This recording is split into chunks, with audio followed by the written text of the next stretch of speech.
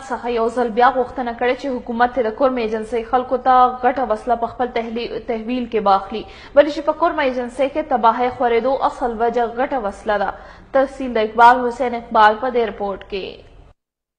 په کورم ایجنسۍ کې په جنګ جګړو کې په زورګونو د خلکو په حق رسیدو او په درجنونو کلو د ړنګېدو اصل وجه د غټې وسلې استعمالیدل وو. ځکه څو ونې وړاندې د پاک فوج 73 برګیډ کمانډر برګیډیر ملک امیر او د کورم ایجنسۍ پروټوکول ایجنټ اکرام الله خان د کورم ایجنسۍ مشرانو یوې جرګې ته دا خبره په ډاګه کړې ده چې په غټه وسله به په مکمله توګه بندیز لګول کیږي او چرته هم چې غټه وسله د چا سره دی هغه به حکومت په خپل تحویل کې اخلي. په دې لړ کې د کوزي او منځنۍ کورم شپږو قبیلو د حکومت ملاتړ کړی دی او ویلي دي چې حکومت په پوری توګه خپل ګام ترسره کړي. په دې لړ کې په صداخار کې د کورم سیاسي اتحاد او د سیمې د مشرانو یوه غونډه شوې ده. دوی د حکومت نه یو ځل بیا په کلکه غوښتنه کړې ده چې د غټې وسلې برزیدې په ټوله کورم ایجنسۍ کې عملیات پیل کړل شي. خیبر نیوز سره په خبرو اترو کې په غونډه کې شریک سیاسي غړو او مشرانو څه داسې وویل.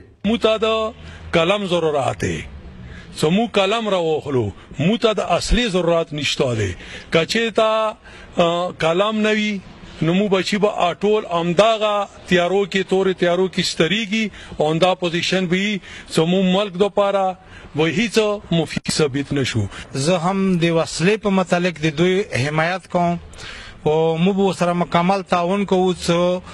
هر چا سره د په کورمه کې غټه وسله غټ ویپن خپل حفاظت نه وړي وسلې نه بغیر چې چا سره د په کور زدا وسله په فوري توګه دی افریشن شروع شي د تنجام شي ته کورمه کې امن راشي.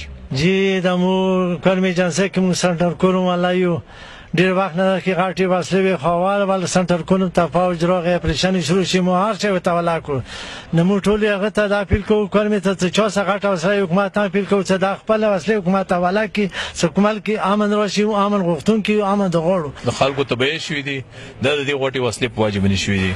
کني دینه مخکیان د پاکستان د علاقې وی هغه ټیم کې دوره تبعی نه کېدلې او حکومت نمو برفور د دې برفور مطالبه کو د حکومت ذمہوار ده چې حکومت هر چا سره وي غټه وسله د فورن جمع کړل شي او مو سره هر قسم تعاون ته تیار.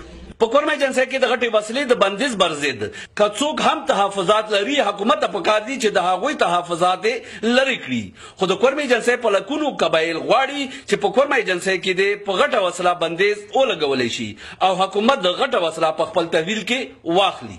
د غټې وسلې په حواله سره مشرانو او د کورم سیاسي اتحاد غړو ته کومې خبرې وکړې چې په کورم ایجنسۍ کې څومره تبعی شوي دي هغه د غټې وسلې په واجب باندې شوي دي.